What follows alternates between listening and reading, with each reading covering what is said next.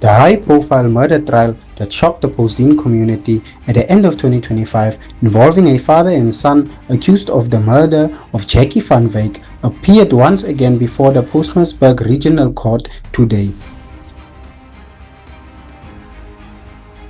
Although the state, represented by prosecutor Mr. Kenneth Motsatse, confirmed that it was ready to proceed with the trial, the defense informed the court that it was forced to withdraw from the matter due to lack of funds. During the previous court appearance, the defense indicated that an advocate would be appointed to take over the case. However, the court was informed today that the family of the two accused could not afford the services of an advocate. The court acknowledged the defense's position and carefully explained the legal rights available to both accused. They were informed that they could either represent themselves or apply for legal representation through the Legal Aid South Africa. His request was immediately placed on record. The matter was postponed to 12 August to allow Legal Aid South Africa sufficient time to consult with the accused and prepare for trial. Following the court proceedings, our reporter Gabby van der Merwe spoke to a family member of the deceased regarding the latest postponement. Horizon Media was vandag by Pietermaritzburg se streekhof om die saak te volg waarin 'n pa en sy seun teregstaan op die moord van Jackie van Wyk. Ons gesels met 'n familielid om te hoor wat het plaasgevind in die hof vandag. Meneer Warnie, kan jy vir ons verduidelik wat presies het vandag in die hof gebeur? Ja. Ons is dankbaar en bly dat ons vandag hier by Streekhof te Pietermaritzburg kan wees as familie, net om te kom hoor dat die saak is uitgestel tot die 12de Augustus, waarop 'n pa en 'n seun teregstaan op moord van 'n jong man van ons familie, Jackie van Wyk. En dit is nogals vir ons baie getraumatiseer vandag om net dit te kan hoor. Die verwagting van ons was gewees dat daar iets sal geskied vandag, maar tot 'n jammerte moes ons dit nou hoor. En tot die 12de toe. Baie dankie.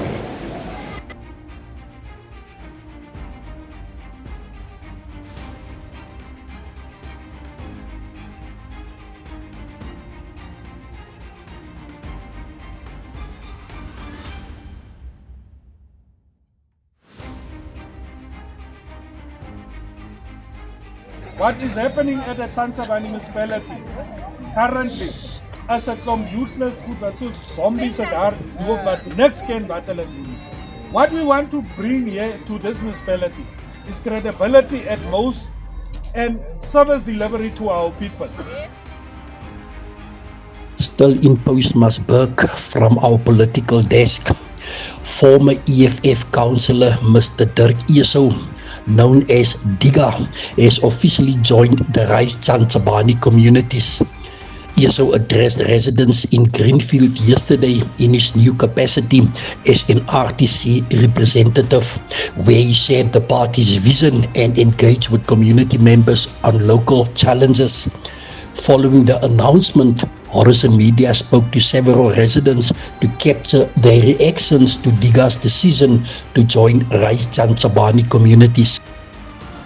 Ek Johan Casper wil hierdie oomblik gebruik maak deur te sê met die announcement van gister van Diga Eso wat oorgekom het RTC toe.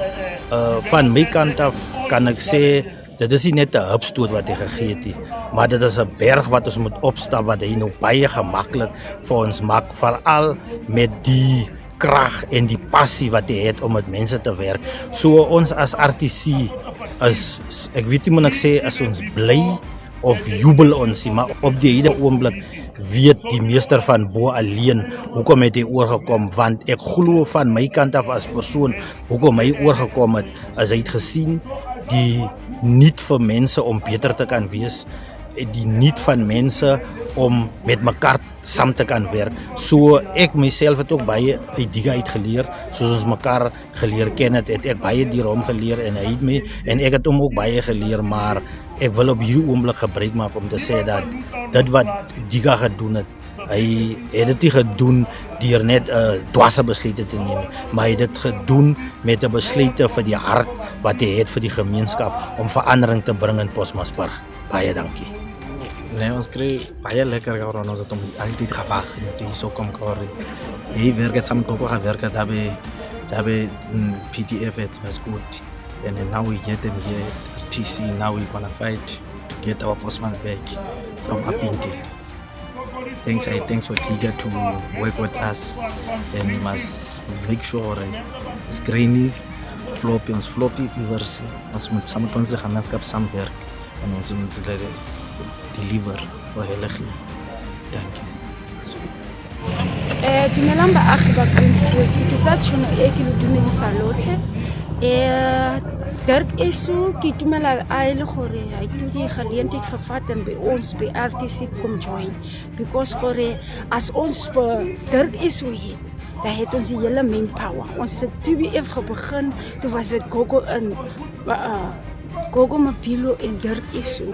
So, dis die tweelinge, so is net hulle toe wat kan hy mispalle regtig reg kry. Postmasburg is reeds uit mekaar. So met die twee leiers kan ons alles mondig maak. So Amanda Partisi. As Chantsabani's hometown community news platform, Horizon Media remains committed to fair, balanced and independent journalism. As the local government elections approach later this year, we will continue to provide equal and impartial coverage of all political parties, ensuring that residents are informed and able to make their own decisions at the ballot box.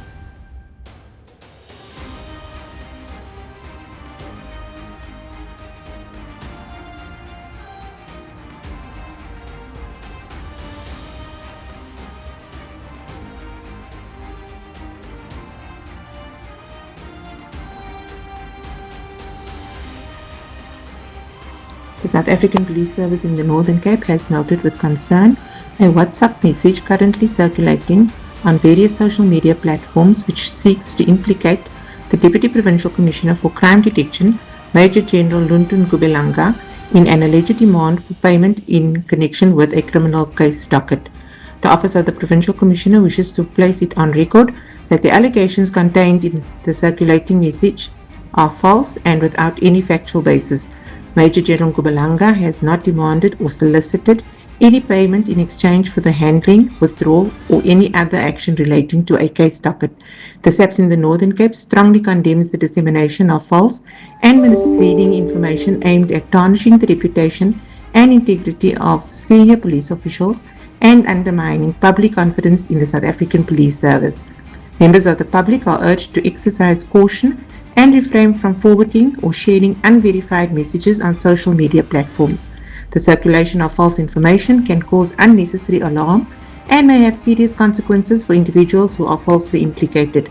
The SAPS Northern Cape further emphasizes that any allegation of corruption, extortion or criminal conduct involving a police official should be reported through the appropriate law enforcement channels where such allegations can be properly investigated. The SAPS remains committed to upholding the highest standards of integrity, professionalism, and accountability in the execution of its constitutional mandate. Any person with credible information relating to alleged criminal conduct is encouraged to approach the relevant authorities rather than resorting to circulation of unverified allegations on social media platforms.